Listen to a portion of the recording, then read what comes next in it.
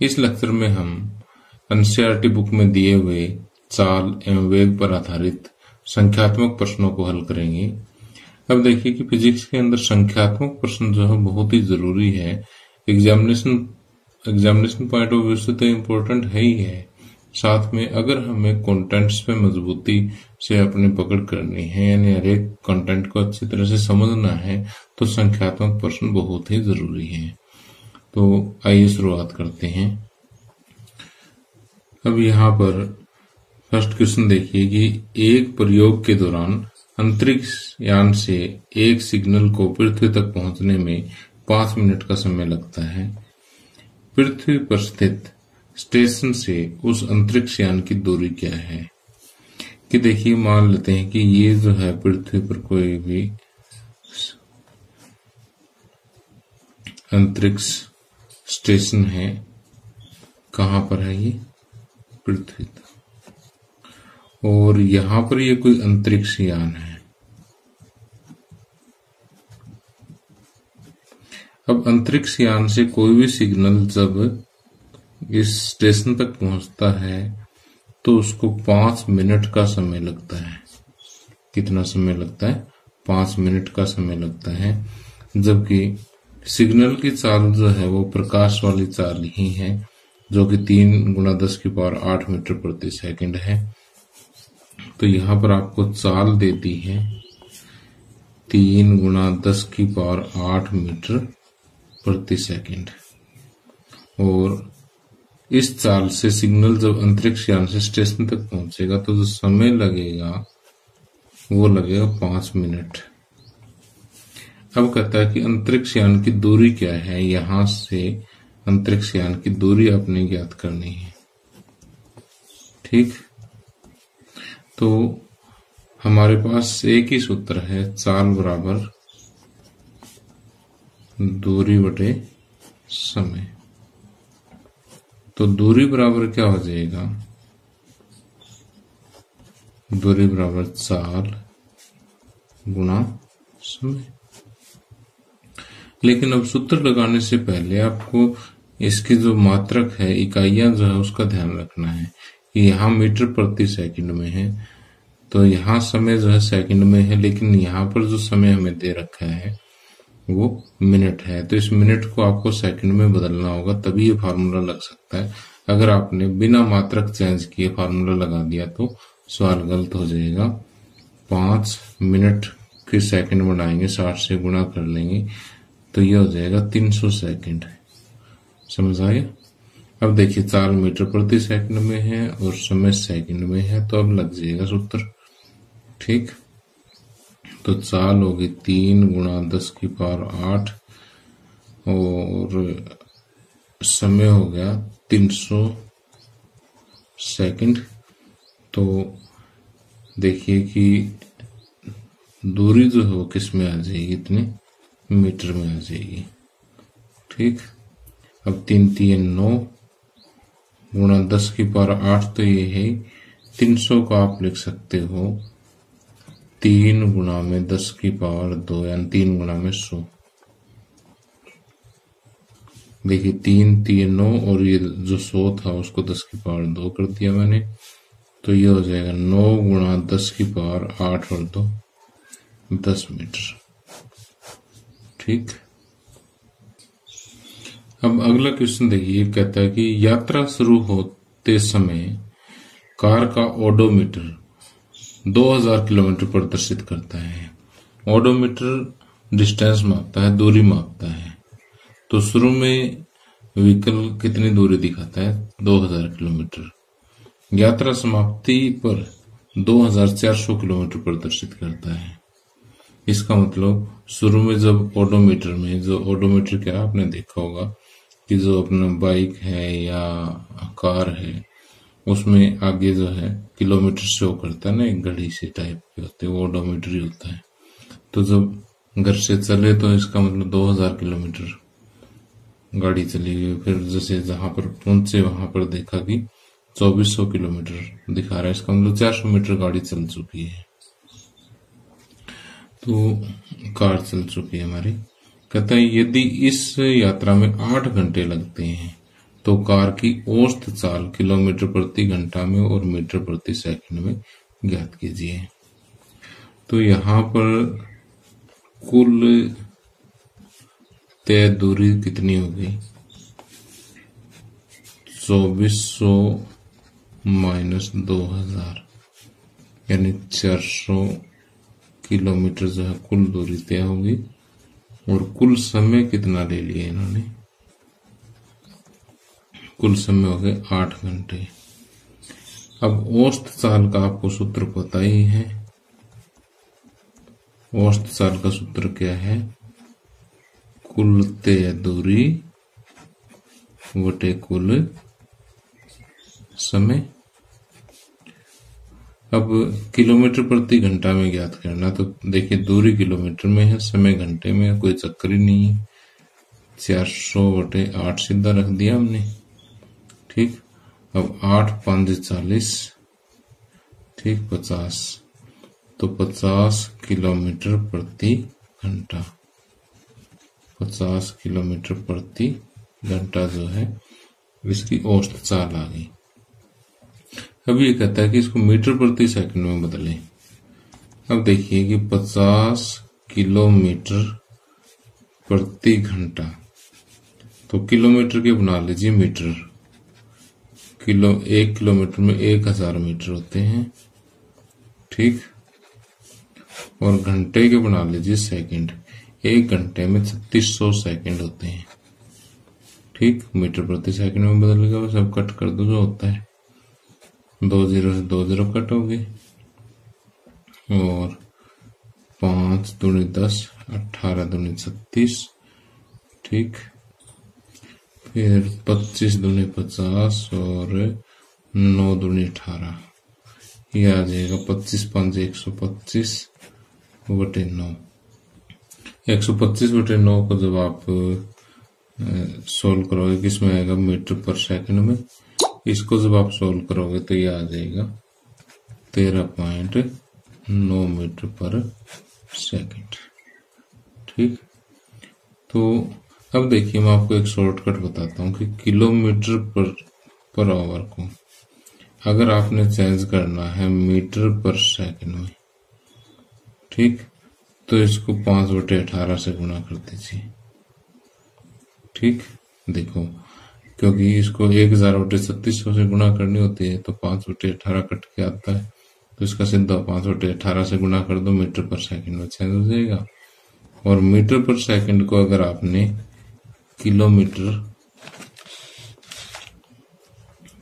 Per hour में change करना हो तो इसको 18 बटे 5 से गुणा कर दो, किलोमीटर पर आवर में चेंज हो जाएगा। तो ये चीज आपने याद रखनी है, ठीक। क्या बताया मैंने कि किलोमीटर पर आवर को अगर मीटर पर सेकंड में बदलना हो तो किलोमीटर पर आवर को 5 बटे 18 से गुणा कर दो, और मीटर पर सेकंड को किलोमीटर पर आवर में चेंज करना हो तो इसको मीटर पर सेकंड को 18 बटे 5 से गुणा कर दो, किलोमीटर पर आवर में चेंज हो जाएगा। अब आगे देखिए एनसीईआरटी बुक का एक एग्जाम्पल और है। कहता उषा 90 मीटर लंबे तालाब में तैरती है। वह एक सिरे से दूसरे सिरे तक एक सरल रेखीय पथ पर जाती है तथा वापस आती है। इस दौरान वह कुल 180 मीटर की दूरी 1 मिनट में तय करती है। उषा की औसत चाल और औसत वेग को ज्ञात कीजिए। अब देखिए बहुत ही इंपॉर्टेंट क्वेश्चन है, इसको ध्यान से देखना कि जैसे ये 90 मीटर लंबा तालाब है, उषा क्या करती है कि यहां से चलती है, 90 मीटर गई और 90 ही वापस आ गई, तो कुल 180 मीटर की दूरी तय की इसने और 1 मिनट का समय लिया। तो आपको ज्ञात करना औसत चाल क्या है और औसत वेग क्या है। पहले तो औसत चाल ज्ञात कर लेते हैं। तो यहाँ पर कुल तय दूरी कितना है? 180 मीटर और समय कितना है? 1 मिनट। अब मिनट की मैं सेकंड बना लेता हूं ताकि चाल जो है मीटर प्रति सेकंड में आ जाए। तो ये 60 सेकंड हो गया और औसत चाल का आप सूत्र लगा दीजिए। औसत चाल का सूत्र आपको पता है, क्या है? कुल दूरी बटे कुल समय। कुल दूरी होगी कितनी? 180 मीटर और समय हो गया 60 सेकंड। तो 60 दिए 180, तो 3 मीटर प्रति सेकंड जो है इसकी औसत चाल आ जाएगी। ठीक, अब औसत वेग का सूत्र अगर हम देखें तो ये है कुल विस्थापन बटे कुल समय। विस्थापन कितना हुआ कि उषा यहां से चली और वापस यहीं आ गई, तो इसका मतलब कुल विस्थापन तो 0 है। कुल विस्थापन कितना है? 0, क्योंकि आरंभिक बिंदु भी यही है और अंतिम स्थिति भी यही है। तो आरंभिक स्थिति और अंतिम स्थिति एक ही जगह होने की वजह से क्या है, तो इन दोनों स्थितियों के बीच में दूरी क्या होगी? 0 तो होगी, कम से कम दूरी क्या होगी? 0 होगी। तो इसका मतलब विस्थापन क्या है? 0 बटे 60 सेकंड। तो ये 0 मीटर प्रति सेकंड जो इसका औसत वेग आ जाएगा। ठीक, तो यहाँ पर हम लिखेंगे कि औसत चाल 3 मीटर प्रति सेकंड और औसत वेग जो है वो 0 मीटर प्रति सेकंड। अब आगे एनसीईआरटी अभ्यास का सेकंड क्वेश्चन है। ये कहता कि 300 मीटर सीधे रास्ते पर जोसेफ जॉगिंग करता हुआ 2 मिनट 50 सेकंड में एक सिरे ए से दूसरे सिरे बी तक पहुंचता है और घूमकर 1 मिनट में 100 मीटर पीछे बिंदु सी पर पहुंचता है। जोसेफ की औसत चाल और औसत वेग क्या होंगे? सिरे ए से बी तक तथा सिरे ए से सी तक। तो देखिए कि पूरी स्थिति को एक चित्र के माध्यम से समझते हैं कि जो है यहाँ पर 300 मीटर लंबा सीधा रास्ता है। ये लो जी, बिंदु ए से लेकर के बी तक कितना लंबा पथ है? ये 300 मीटर। इस 300 मीटर पथ पर उसको समय लगता 2 मिनट 50 सेकंड और घूमकर 1 मिनट में 100 मीटर बिंदु सी पर। अब यहां बी से घूमकर 1 मिनट में 100 मीटर, ये बिंदु सी है, यहां पर आ जाता है। अब जोसेफ की औसत चाल और औसत वेग क्या होंगे? सिरे ए से बी तक। पहले तो इसका फर्स्ट पार्ट ही कर लेते हैं। पहले तो ए से बी तक याद करना आपको औसत चाल और औसत वेग। ठीक, और फिर ओ से ए से सी तक। तो पहले तो हम बात करते हैं ए से बी तक कुल दूरी जो है 300 मीटर और कुल समय लग गया कितना? 2 मिनट 50 सेकंड। 2 मिनट 50 सेकंड यानी 2 गुणा 60 प्लस 50 इतने सेकंड। 60 दूनी 120 और 50 170 सेकंड का समय लगा है। तो औसत चाल जो है वो कुल दूरी बटे कुल समय।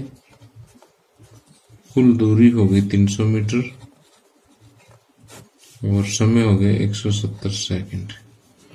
तो ये आ जाएगा 30 बटे 17, 0 से 0 कट हो जाएगी, इतने मीटर पर सेकंड। अब देखिए यहाँ स्टेटमेंट में थोड़ा सा मिस प्रिंट है, 2 मिनट 30 सेकंड है ये। अगर इसको 30 सेकंड हम करें तो 60 दूनी 120 प्लस 30 150 आ जाएगा ये।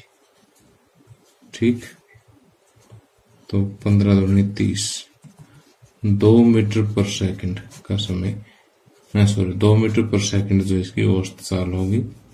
और औसत वेग भी आपको ज्ञात करना है। औसत वेग का सूत्र है कुल विस्थापन बटे कुल समय। अब देखिए कि ए से बी तक, क्योंकि दूरी बिल्कुल सीधी है, ये सीधी है तो इसका मतलब जो दूरी है वही क्या होगा, विस्थापन होगा। तो यहाँ पर कुल विस्थापन भी कितना है, 300 मीटर है, क्योंकि बिल्कुल स्ट्रेट लाइन पाथ है ये। तो सेम टू सेम वही 300 मीटर बटे 150 सेकंड कुल विस्थापन बटे कुल समय, और ये 2 पे कट हो जाएगा। 2 मीटर प्रति सेकंड जो है इसका औसत वेग आ जाएगा। अब हम बात करते हैं इसके बी पार्ट की, ए से सी तक के लिए।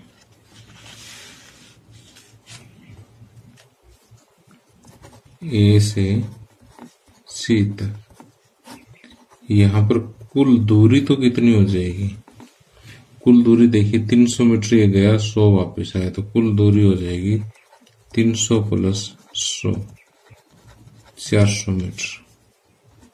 और कुल समय जो है 150 सेकंड तो सीधा चला गया, 2 मिनट 30 सेकंड तो पहले है, और फिर वापसी में कितना, 1 मिनट में वापस आता है ये, तो 1 मिनट और हो जाता है, तो 3 मिनट 30 सेकंड हो गए, 3 मिनट 30 सेकंड।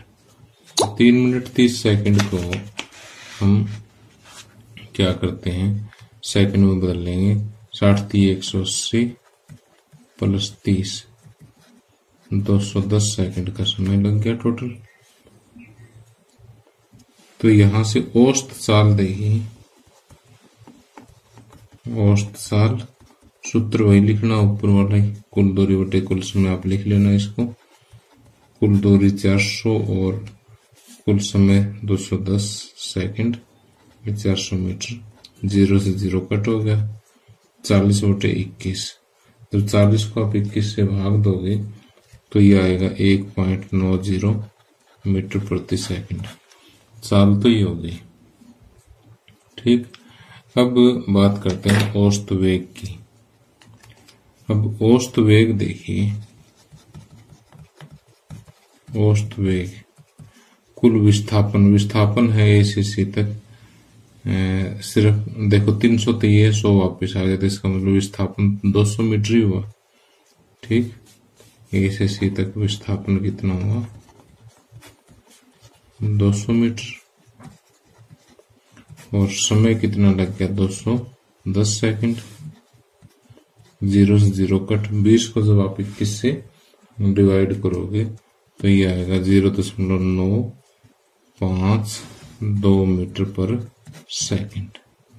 ठीक, तो इस तरह से आप इसको आसानी से सोल्व कर सकते हैं। तो आपने ध्यान रखना है कि औसत चाल और औसत वेग में, औसत चाल में आपने क्या करना, दूरी लेनी कुल जितना हम चले हैं कि 300 गए 100 आ गए, टोटल 400 लेना है। विस्थापन में आपने ए से सी तक की इसकी कम से कम दूरी लेनी है। ठीक, वो है सिर्फ 200 मीटर। अब देखिए, मैं आपको एक बहुत ही इंपॉर्टेंट क्वेश्चन डिस्कस करवा रहा हूँ, जो सिर्फ न केवल 9th क्लास के लिए, बल्कि जब भी आप कोई भी जीके का कॉम्पिटिटिव एग्जाम फाइट करोगे तब आपको एक क्वेश्चन वहां पर जरूर मिलेगा। तो यहाँ देखिए कि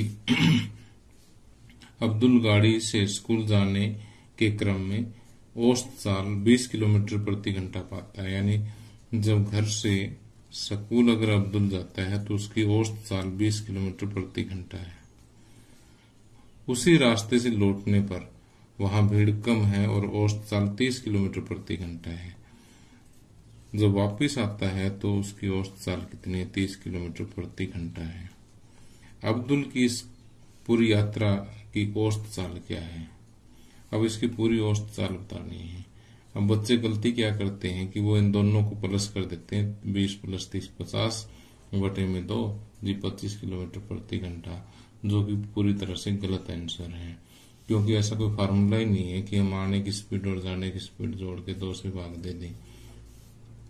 तो देखिए कि माना H से S तक दूरी, H क्या है, घर है, S क्या है, स्कूल है, X किलोमीटर आपने मान लिया है।